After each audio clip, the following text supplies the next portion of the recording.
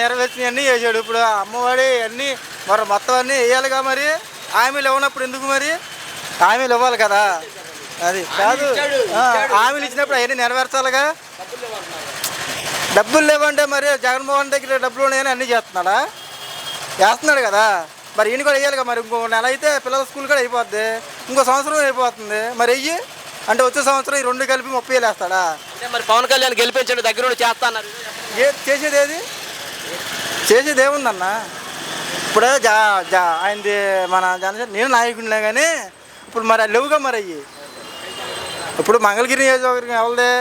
లోకేష్ గారిది. ఆయనది ఎవరిది? అది అక్కడ బోర్డు ఉంది. ఆయన ఎవరిది? పిఠాపురం అయింది. 20 లక్షల ఉద్యోగాలు ఉంటే ఇప్పుడు మాలాంటి పేదవాళ్ళకి మరి వాళ్ళు ఇస్తారు బాగానే. మరి మాలాంటి వాళ్ళకి ఏంటి పరిస్థితి? సూపర్ 6 పథకాలు ఇస్తామన్నారు కదా వచ్చిన. అయ్యి మరి సూపర్ 6 కాదు, 7 6 కూడా వస్తాయి అన్నీను. మరి ఆ పథకాలు అయ్యి అదేమనంటే అందరికీ ఇప్పుడు జగన్మోహన్ రెడ్డి ఏదో లోతులోకి వెళ్ళిపోయాడు, అన్ని అప్పులు చేశారు, ఇవన్నీ చేశారని చూపిస్తున్నారు. ఆయన పథకాలు ఇచ్చి సోమరిపోతులు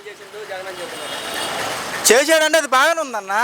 ఇప్పుడు వీళ్ళు కూడా అట్టగా చేస్తున్నారుగా. మరి పథకాలు ఇవ్వాలిగా. మరి ఇప్పుడు హామీలు ఇచ్చారు, మరి ఇచ్చినప్పుడు మరి అన్నీ చేయాలిగా. ఇప్పుడు పిల్లలకి స్కూల్ పెట్టి సంవత్సరం అవుతుంది అంటే ఒకవేళ డబ్బులు ఇస్తేనే మంచోళ్ళు అంటారు ఉంటారేమో. కాదు కదా. ఇప్పుడు నిరుద్యోగులు ఉంటారు, ఆ హామీలు ఇస్తాం ఎందుకు? మరి ఓట్లు వేశారు కదన్నా.